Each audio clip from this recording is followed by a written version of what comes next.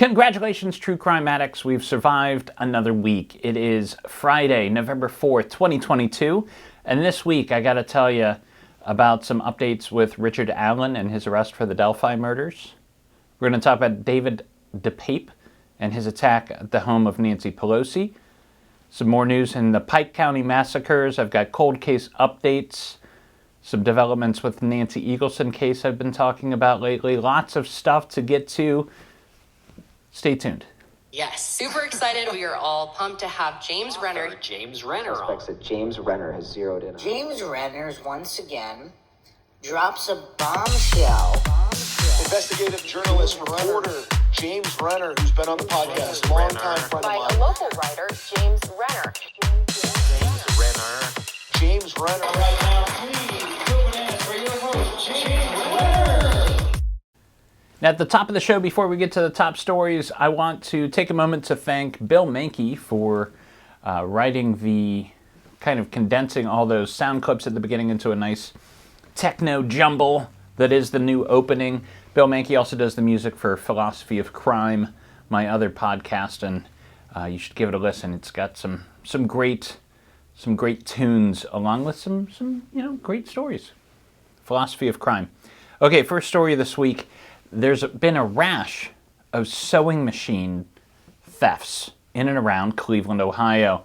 Now, police don't have any real leads, but they say it appears that the thief is following a pattern. he's following. Okay, there's a dad joke for you at the beginning of the podcast this week because it's kind of a dark episode. So we've freshened the palate. Now let's dive in. The real top story this week. Little Delphi, Indiana has become the middle of a toxic hurricane of online sleuthing since the arrest of Richard Allen for the murders of Libby German and Abby Williams last week. Now, I produced a special episode of True Crime this week on Monday. You can listen to that wherever you're getting this podcast. It's a deep dive into the Delphi murders and what led to the arrest of Richard Allen and what we know so far. But here's an update since then. Things are happening every day at this point. Armchair sleuths took to Facebook pages and subreddits, posting pictures of Richard's family, his wife and daughter. They have now gone into hiding. Everybody's kind of on lockdown in Carroll County. Motions were filed just yesterday. First, Judge Benjamin Diener approved the sheriff's request that they transfer Richard Allen who is now charged with murders of both Libby and Abby. They want to transfer him out of Carroll County. He's sitting in jail right now for his own safety, they say. And, there's this mob mentality. Everybody seems to be with their pitchforks, not just the people in Delphi, but the people that have been invested in this case since, for years now online. Then a couple hours later, so the judge agreed, yes, let's move him out of Carroll County. He's going to be put into state custody with the Indiana jail system. A couple hours later, Judge Diener recused himself. Judge Diener quit. He will be replaced by Allen County Judge Francis Gall in the days to come. Prior to quitting the case, Judge Diener sent an email to local reporters and court staff, this is according to WTHR, in which he explained how short-staffed his court was and how they're being inundated with requests for information about the sealed charging documents in Allen's case last week. So when they charged him, the prosecution asked the judge to put it under seal. And these are the charging documents. It would outline some of the evidence they have against Richard Allen and what led them to the arrest. And it's very rare for them to seal this because this is the real first piece of information in a court case. So we'll get there in a minute. But it's sealed, and people have been inundating the court for these records. And when I say people, it's really not just the journalists. These are Redditors. These are online people with nothing better to do than to harass the court employees. So anyways, normally when you charge a suspect, especially in a murder, you have an obligation to explain why. In his recusal, Judge Diener references YouTubers who had posted pictures of his family online.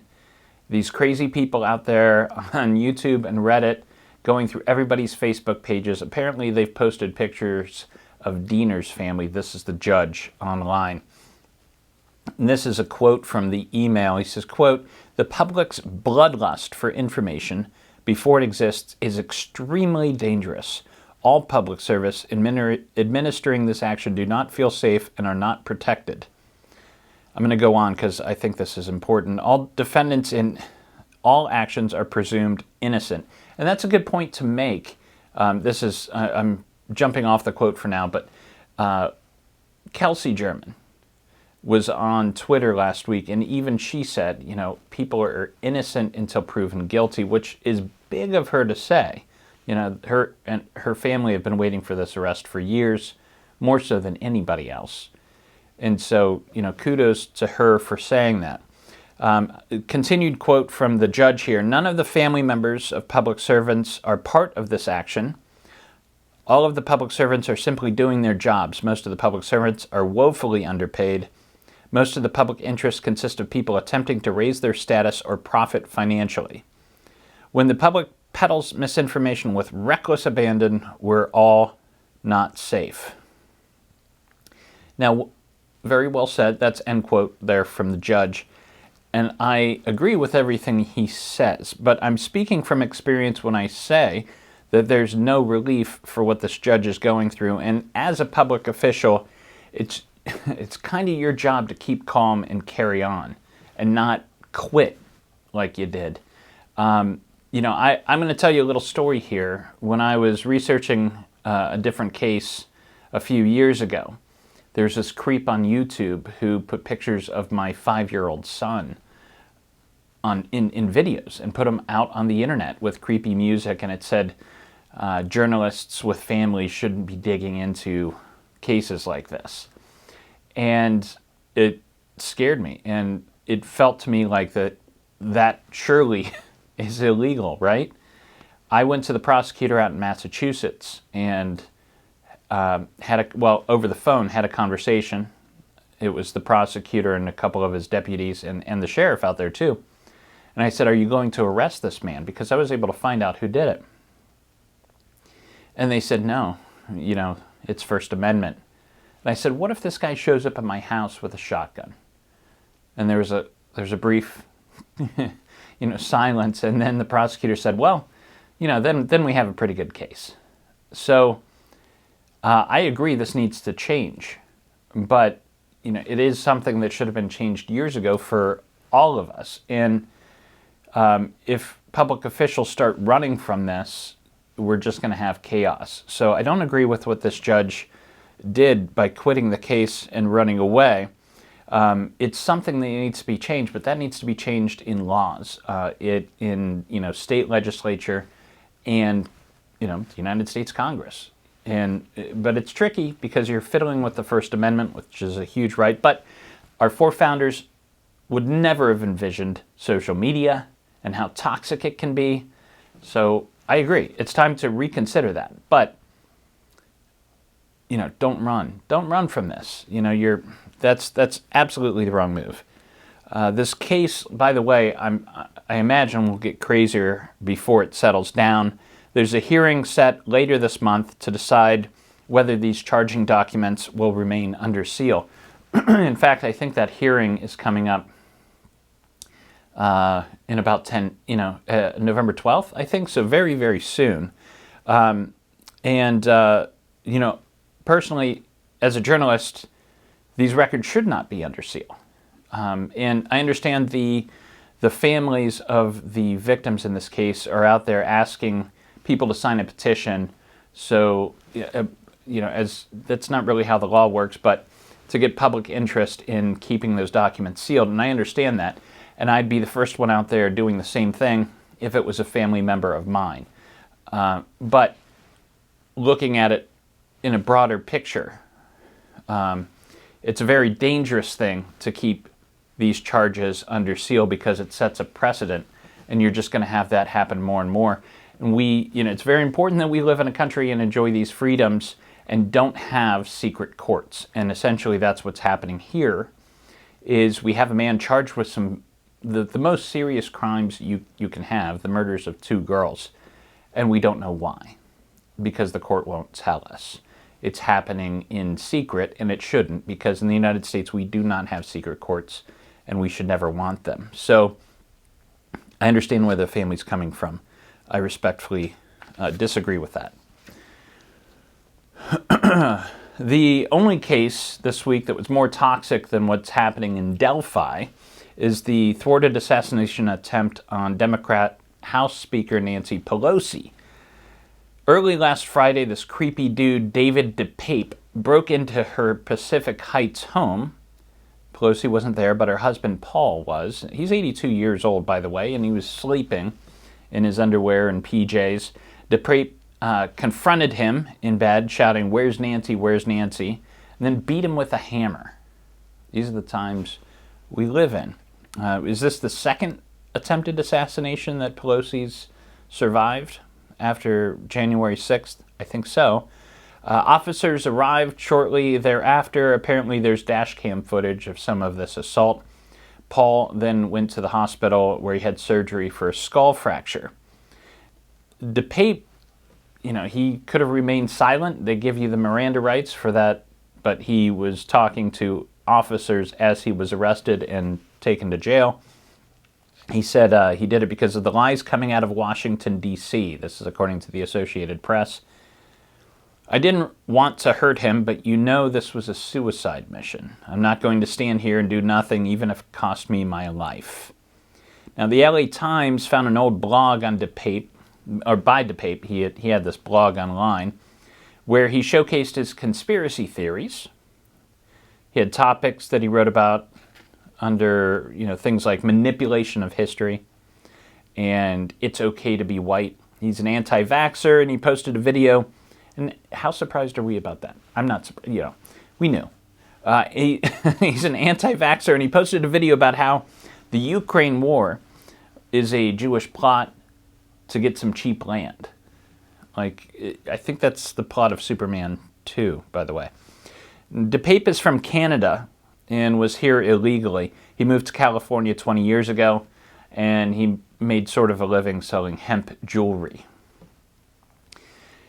Elon Musk, in one of his first days at Twitter, even retweeted a conspiracy theory that this was all some homosexual tryst gone wrong. So that's crazy. Of course that didn't happen. And he's now in charge of free speech on Twitter. I'm beginning to feel like true crime this week might be a front row seat to the slow end of the world as we know it, right? I guess everybody feels that way if you talk about true crime long enough. It just seems like things are building to some sort of crescendo, but it's always crazy, right? It's always crazy. Finally, this week, some updates in the trial is ongoing for this Pike County massacre. Not since the Hatfield and McCoys, remember those guys? The old Hatfields and McCoys out of Appalachia? One of those. We have not seen such hatred between families in rural America as that leading up to the execution of the Roden family by the Wagner family in Pike County in southern Ohio, Peebles. Now, the mother, the matriarch, if you will, took the stand this week. Here's a little background first. So, if you're unfamiliar with this case, it's a doozy. April 22nd, 2016, a gruesome discovery was made. 8 dead people, 8 bodies, all members of the Roden family and the Gillies. There are a few Gillies in there too. An entire extended family wiped off the face of the earth at 4 separate locations, 4 different homes in Little Peebles, Ohio. The only survivors were a 3-year-old boy and his baby sister, according to WLWT. Now, this was bizarre from the get-go, right? Rumor in Ohio, after it happened, was that this was a hit. This is what the media was saying early on, and social media is what I mean by that. Let's not get them confused. Rumor was it was related to a marijuana growing operation, and if anybody from Ohio or this region, rural Ohio in general, knew that was BS, because you can't throw a dead cat out here without hitting some ditch weed. Everybody's growing it. And you don't kill an entire family over weed. Maybe if they're growing poppies, right? Then it came out that one of the dead, 19-year-old Hannah Roden, had a child with one Jake Wagner. He and his police went to ask him some questions, and he and his family skipped town. And I think some of them ended up in Alaska. In November 2008, so that was a red flag, right? And then in November 2018, police arrested the Wagners and explained how it was all a domestic situation that got out of hand very quickly. And there was one of the dead people was this Jake's, Hannah, who was the mother of his child. Now, they were trying to get Hannah to sign over parental rights for their 2-year-old child, and she refused. In fact, she sent somebody a Facebook message that said, well, look, they're just going to have to kill me. And when she refused, they honored her request. April 21st, 2021, Jake Wagner finally rolled on the rest of the family. He confessed in a plea deal that kept him out of the death house. He avoided the death penalty by pleading guilty. He was also charged with unlawful conduct with a minor because, surprise, surprise, Hannah was just 13 when their relationship began. Now, so bringing us to this week when Jake's mother took the stand. Everybody's cutting deals to save themselves. His mother was on stand this week, Angela Wagner, testifying against her other son, George. On Tuesday, she said that the murders were her husband Billy's idea. Now, here they are, the lovely couple. Also, that dude married up, right? I mean, so that's Billy. She claims her husband told her that if they killed Hannah, the rest of the Rodens and the Gillies were going to know who did it, so they might as well kill them all. And so they did. Jake testified that he crept into Hannah's room. Trigger warning here, but when I read this, I'm like, you got to mention this because it is a sad testament to how crazy this whole story is. So you can skip ahead if you want. The son, Jake, testified that when he killed his child's mother, crept into Hannah's room, she awoke and looked at him before he shot her in the head. Now, at the time, she was holding her 5-day-old child, her 5-day-old daughter, and the baby was laying on her. He repositioned the mother's body so the baby could continue nursing until the police arrived. Baby survived, but that's cold. So that is what's happening this week. Those are the top stories. Stay with me. There's some better. We always have better news in the second half of the show because the second half of the show is all about how we solved some of these old cases. The beginning part are the cases that are going to be frustrating for a while until we solve them, and then they move to the second half and we have resolution. So, the truth will out in the end. So, hey, look, I'll be right back in 2 and 2.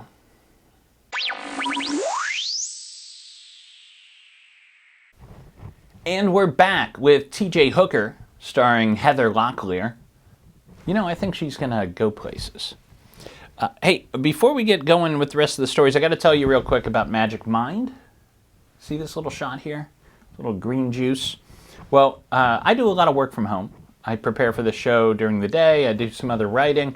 And around 3 p.m., I really start to lag. You get that 3 p.m. lag. Well, I've been taking one of these, drinking one of these at about 3 p.m., and it gives me the mental clarity and energy to, kickstart and get back to the creative writing. Now, Magic Mind is, you've heard this nootropics thing. Well, it's all about the nootropics and adaptogens like lion's mane and cordyceps mushrooms. Those give you the clarity of mind, by the way. And it doesn't taste like, I say mushrooms, but it doesn't taste like mushrooms, not like the kind that Mom made you eat. It's got a lemony matcha flavor to it. If you're interested in diving into the mushroom revolution, give it a try and let me know how it works for you. You can order your own Magic Mind drinks at magicmind.com. I'm sorry, magicmind.co/Crime Week. Use my discount code CrimeWeek20 for a 20% discount on a single purchase or 40% off your subscription. That's magicmind.co/Crime Week, CrimeWeek20 for the discount. Seriously though, it's good stuff, and if you need a little boost around 3 p.m., I recommend it. Cold case updates. There's, I don't know if you heard about this. This is a cold case out of Chicopee, Massachusetts that's fairly popular out there. On May 26, 1966, 10-year-old Betty Lou Zakowski got a call at home and told her mother it was her friend and she was going over to play. That appears to not be true. In some ways, this reminds me a little bit of the Amy Mihalovic case, right? But this was in Chicopee, Massachusetts in the 60s, 66. Nice, quiet place to raise a family. Her family, of course, let her go. Never saw her alive again. 4 days later, Betty's body was found by the Westfield River in West Springfield. She had died from blunt force injuries to her head and then drowned. Recently, a cold case unit reviewed the case, and this week police arrested a 73-year-old man named Donald Mars and charged him with first-degree murder. Now, if I'm doing the math right, Donald Mars would have been 16 at the time of this murder. And possibly this was his first, but not only. This is the first thing I thought. Now, he's never been charged in another murder. However, this is not his only crime. According to Boston.com, Mars was convicted of child sex offenses in 1995 and was deemed likely to reoffend. They haven't released how they linked him to this crime, by the way. We don't know if it was DNA or just solid police work. But nice job out there. A minor update in the case of the missing 3-year-old Australian boy this week. I'm talking about William Tyrrell, who disappeared from his foster grandmother's house in New South Wales on September 12, 2014. He was last seen wearing a Spider-Man costume and playing around the house. Now, in April of this year, Tyrrell's foster parents were charged with giving misleading or false evidence to police. A trial is going on right now, and Detective Sergeant Andrew Lonergan was called to the stand this week. He revealed that police had planted listening devices at 2 locations to intercept phone calls from the foster parents, and he believes he knows what happened to the boy. This is a quote from him, brought to us from ABC News. Quote, "I've formed the view that she knows where William Tyrrell is," meaning the foster mother. He said this on the stand. The charges of giving false information, by the way, are unrelated to William's case. They came about during a separate assault charge where the foster mother stands accused of hitting and kicking a girl in her care. Sad story there. Some good news here. I've talked about Nancy Eagleson in the last couple episodes. She is this is a 14-year-old girl who was abducted and murdered in Paulding County, Ohio in 1960, a very old cold case. And my nonprofit, the Porchlight Project, has been involved, and we raised money to have her body exhumed and re-examined. That exhumation happened last week, and Lucas County Deputy Coroner Tom Blomquist got right into the examination. And while it was unexpected, what he found when going through the remains was a bullet. He found a bullet that had never been collected during the initial autopsy. They thought Nancy had only been shot once. Turns out she was actually shot twice, and they recovered the bullet, which could, hopefully, knock on wood, be linked to a possible weapon after all these years. That's the hope here. They also found fibers on her body that could be examined, and those are being transferred to Ohio BCI for further examination. So fingers crossed. And with the we had a lot of support with the Nancy Eagleson case So I also want to thank True Crime Garage and Ashley Flowers for their donations, and Uncovered.com was very helpful with connecting us with police and family there too. Genetic genealogy news, big news.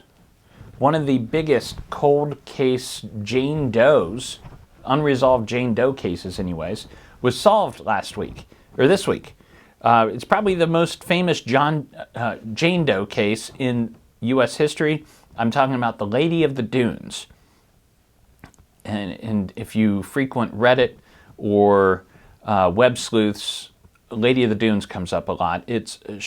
So a female body was discovered in the sand dunes of Provincetown, Massachusetts back in 1974. Her body was nude. She was still laying on a beach blanket, but her body had been severely mutilated. Her hands had been removed. Now, nobody knew who she was for nearly 50 years. Like I said, she became kind of an urban legend. Stephen King's son, Joe, who writes under the name Joe Hill, even weighed in on this, and he became popular a couple years ago when he he was watching Jaws, and Jaws happened to have filmed near where the body was found at that time. And he was watching Jaws, and he saw a woman playing a background character, like an extra, who looked like the composite sketch that they had developed of the Lady in the Dunes and had the blue headscarf and everything. And he's like, whoa. He's like, what if she was an extra on Jaws? Is it possible that this is the same woman? And so that made her case even more popular. Anyways, last week, our friends at Othram Labs announced that they had traced this woman's DNA back to her family. And they identified her as Ruth Marie Terry. And authorities are now seeking info on a man named Guy Rockwell Moldavin. Now, Guy Moldavin, apparently, Ruth supposedly married shortly before her murder. And I guess he never reported her missing. He was an antiques dealer, and he was previously arrested in 1960 when the mutilated bodies of his ex-wife and daughter were found in their Seattle home, according to the New York Times. Now, a guy who mutilates and hides the bodies of his ex-wife and daughter gets convicted of it. How many years do you suppose he served in 1960? That's right, 2. He was freed in 1962. It's possible Ruth Marie Terry never knew about that, by the way. Records show that Moldavin married Ruth in Reno in 1974, a few months before she was killed. Unfortunately, he died in 2002. So it seems like we have pretty much the full story here, even though it's not conclusively been proven that he killed her. But, come on. In pop culture this week, if you're looking for a truly absurd and crazy true crime story, Hulu has just released a new documentary called God Forbid about the sex scandal that brought down evangelical pastor Jerry Falwell Jr., and it's told from the point of view of Falwell's pool boy, who got caught up in some kinky threesomes with Falwell's wife, or twosomes with the third person watching. Falwell endorsed Trump in 2016, assuring him votes from his legion of followers. It's always the family values, men. And Falwell has also been caught saying some pretty crazy things before he got caught up in this scandal. There was that shooting out in California a few years ago, after which he said, quote, "Always thought that if more good people had concealed carry permits, then we could end those Muslims before they walked in and killed everybody." So, yeah, nice guy. And more power to you if that's your kink, but maybe don't tell your flock of followers not to do like you're doing, I guess is the thing. So anyways, God Forbid on Hulu. And real quick, the book this week is Bones. I've got all these true crime books back here I want to tell you about eventually. This book this week is called Bones by Joe Tone. Joey, as we used to call him back at Scene. He was a writer at Scene. Then he moved on to bigger and better things. Let me tell you a little bit about this book. Jose Trevino was raised in Nuevo Laredo, on the Mexican side of the border, one of 13 children born to a hard-working ranch hand. As Jose built a humble business, his older brother Miguel had ascended to the top of the infamous Zeta cartel and was said to have burned rivals, eaten victims' hearts, and launched grenades at the U.S. consulate. But Jose, married with kids and now a U.S. citizen, kept his nose clean. Then one day, Jose showed up at a quarter-horse auction and bid close to $1 million for one horse, the largest amount ever paid at auction. Sounds like money laundering to me, right? The bricklayer quickly became a major player in the quarter-horse racing scene that thrived on both sides of the border and caught the attention of rookie FBI agent Scott Lawson, who was himself raised on a horse ranch. He enlisted help, a young American rancher who was breeding Trevino's champion horse. And here we go. The horse was nicknamed Huesos, or Bones, to infiltrate what was revealing itself to be a major drug laundering operation with the ultimate goal of capturing the notorious Miguel Trevino. The powerful horse may drive the narrative, but Bones goes deeper, shedding light on the drug war, the perilous lives of American ranchers, and the Sisyphean work of drug cops, and how greed and fear mingle with race, class, and violence along the vast southwest border region. So not your typical true crime, very compelling story, wonderfully written. Give it a read. That's Bones by Joe Tone. And that's it for this week. It is Friday. We've survived another long week, a rough week in true crime. But it is reason to celebrate. You got the weekend ahead of you, and that means it's time we gotta